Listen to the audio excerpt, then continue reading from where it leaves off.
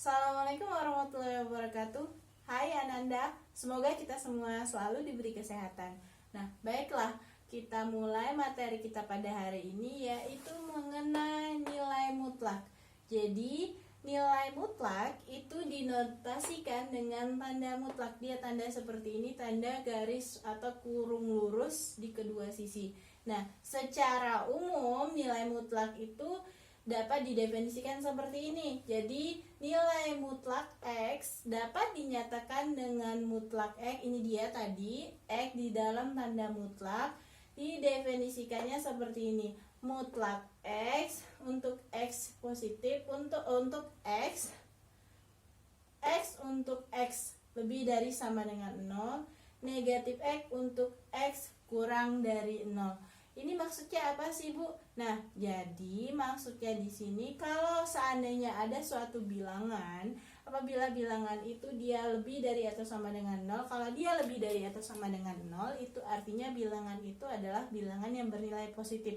Maka kalau dia bilangan positif, maka mutlak dari bilangan itu adalah bilangan itu sendiri atau dirinya sendiri. Sementara kalau bilangannya itu negatif atau kurang dari 0, maka nilai mutlaknya adalah kebalikan dari bilangan itu sendiri. Nah, sekarang Ibu akan memberikan contoh.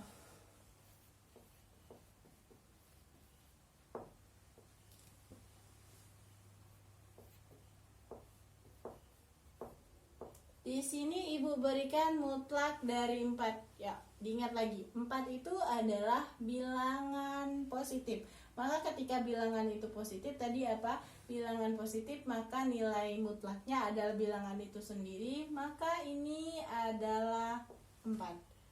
Kemudian, kalau seandainya di sini Ibu berikan nilai mutlaknya adalah negatif 3. Ingat, negatif 3 itu artinya dia bilangan negatif atau bilangan yang kurang dari 0. Maka untuk nilai mutlak dari negatif 3 adalah lawan dari negatif bilangan itu, yaitu lawan dari bilangan negatif adalah bilangan positif. Supaya kita dapat bilangan ini positif, kita harus mengalihkan bilangan ini dengan bilangan negatif. Jadi di sini kita ada min 3. Supaya dia positif, maka kita kalikan dengan negatif. Negatif kali negatif, ini perlu diingat, kalau negatif dikali dengan negatif maka hasilnya positif. Positif dikali dengan positif ada hasilnya positif.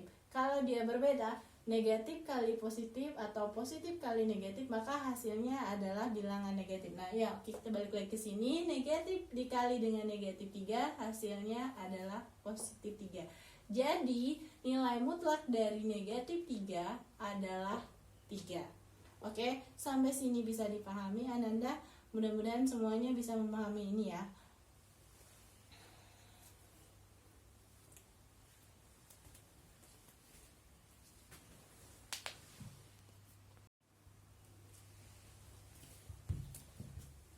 Nah, kita lanjutkan ke contoh yang ketiga.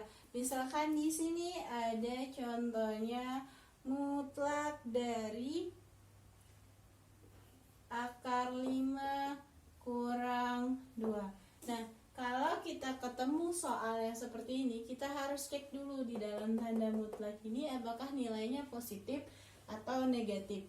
Nah, ini cara memeriksanya boleh kita ubah. Di satu angka 5-nya di sini adalah bilangan akar, sementara ini yang 2-nya dia bukan bilangan akar. Kita harus mengubah kedua angka ini terlebih dahulu dalam bentuk yang sama. Kalau misalnya angka akar 5 kita nggak bisa ya.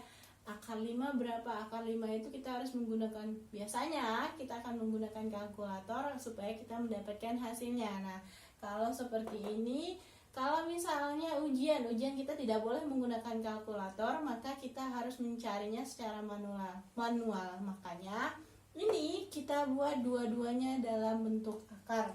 Jadi kita dapat di sini akar 5. Nah, 2 itu kalau kita ubah ke dalam bentuk akar berapa?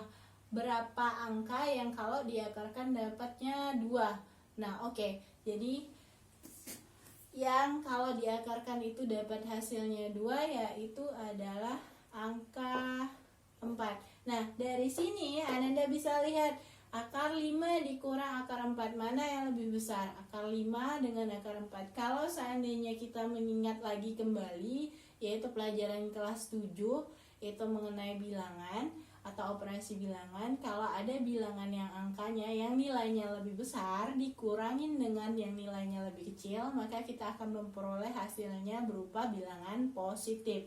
Jadi kalau dia akar 5 dikurang dengan akar 4 itu kira-kira nanti hasilnya adalah bilangan positif. Kenapa?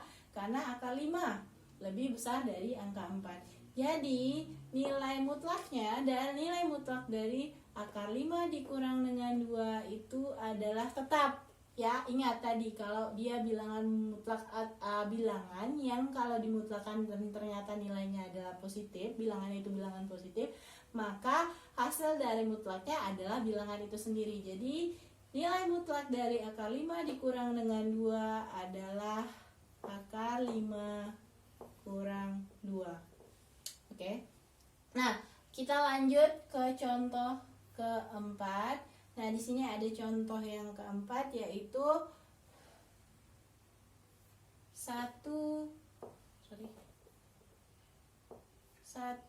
dikurang dengan akar 3. Nah, ini juga sama saja caranya. Jadi kita periksa dulu bilangan yang ada di dalam tanda mutlak ini apakah dia positif atau negatif. Nah, jadi kita ubah dulu ke dalam bentuk akar dua-duanya. Jadi kalau satu itu berapa angka yang diakarkan, dia akan menjadi 1. Angka yang akan diakarkan dia menjadi 1 adalah akar 1. Jadi 1 dikurang dengan akar 3. Nah, kalau Anda lihat dari sini, ini terlihat bahwa 1 itu angkanya lebih kecil daripada 3 atau kurang dari 3. Jadi bis ini hasilnya kalau ada bilangan yang ada suatu bilangan kemudian dia dikurangkan dengan bilangan yang nilainya lebih besar, maka bilangan itu akan menghasilkan kalau kita kurangi atau di operasi pengurangan itu akan mendapatkan nilai yang negatif. Nah, kalau dari sini kita tahu bahwa akar 1 dikurang akar 3 itu akan bernilai negatif. Ingat, tadi kalau dia nilai mutlak bilangan yang bernilai negatif, maka hasilnya adalah lawan dari bilangan itu. Jadi kita buat di sini akar 1 kurang akar 3. Supaya kita dapat nilainya positif, maka kita kalikan dengan negatif. Nah, kita peroleh di sini negatif dikali dengan akar 1 yaitu negatif akar 1. Negatif dikali dengan negatif akar 3, negatif kali negatif itu hasilnya adalah positif akar 3. Jadi kita peroleh, supaya dia lebih cantik, kita buat yang bilangannya positif ke depan. Akar 3 dikurang dengan akar 1. Nah, kita balikin lagi tadi akar 1 berapa nilainya? Ya, akar 1 nilainya 1. Jadi ini akar 3 dikurang dengan 1. Nah, oke, baik, kita masuk ke contoh yang nomor 5. Contoh nomor 5. Bu, ini gimana mengerjakannya ya? Perhatikan. Ini dia kita kerjakan sama seperti misalnya begini. 2 kurang 5 kurang 3 kemudian tambah 5. Nah, dulu Anda pernah bertemu dengan soal seperti ini. Jadi yang kita kerjakan adalah yang kurung di dalam sini dulu, baru kita selesaikan operasi yang min 5, 2 kurang min 5 kurang 3. Setelah dapat hasilnya baru kita tambahkan 5. Sama seperti itu cara untuk soal yang nomor 5 atau contoh soal nomor 5. Nah, kita perhatikan di sini. Kalau dilihat dari sini, yang pertama awal atau yang pertama sekali kita kerjakan adalah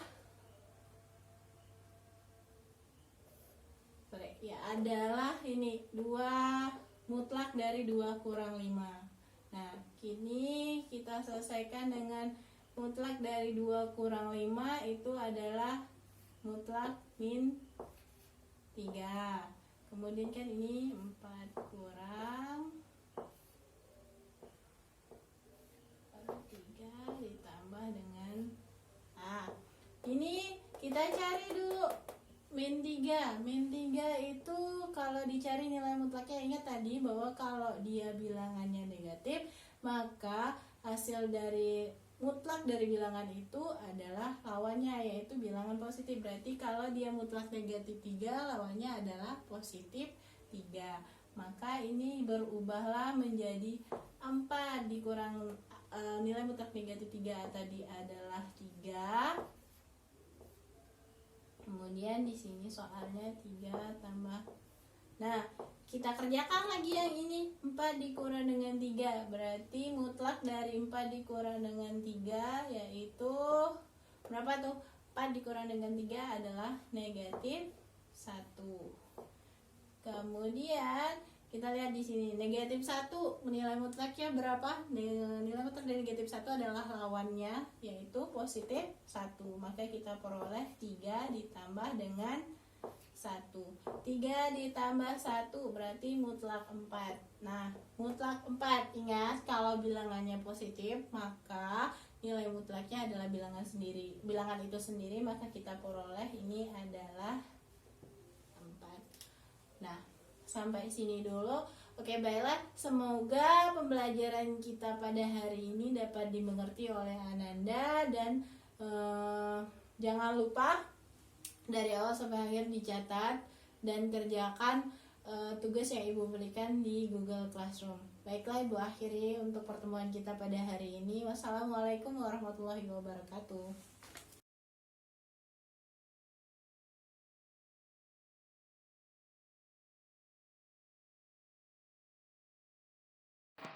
Oke, baiklah, Ibu akan memberikan beberapa catatan tambahan mengenai nilai mutlak.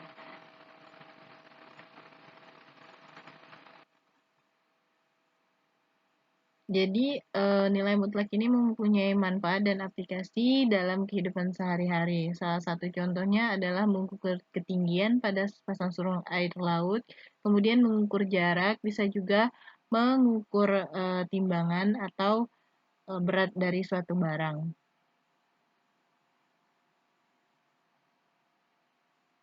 Nah, untuk tujuan pembelajaran kita pada hari ini adalah memahami konsep nilai mutlak, kemudian membuat model matematika berbentuk persamaan dari nilai mutlak. Nah, baik, Ibu akan memberikan suatu ilustrasi. Jadi, ada suatu ilustrasi. Pertama, kita akan melihat di sini ada bentuknya maju 4 langkah. Maju 4 langkah di sini, anggap saja ke arah sebelah kanan itu adalah maju, dan ke arah mundur itu adalah ke arah kiri itu adalah mundur.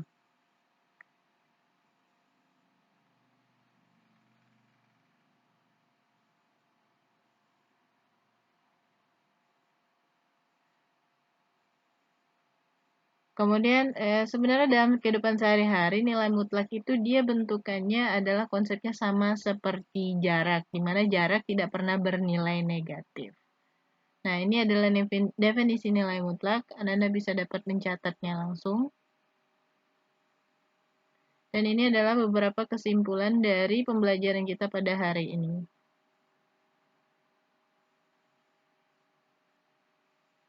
Demikian pembelajaran kita pada hari ini. Ibu ucapkan terima kasih.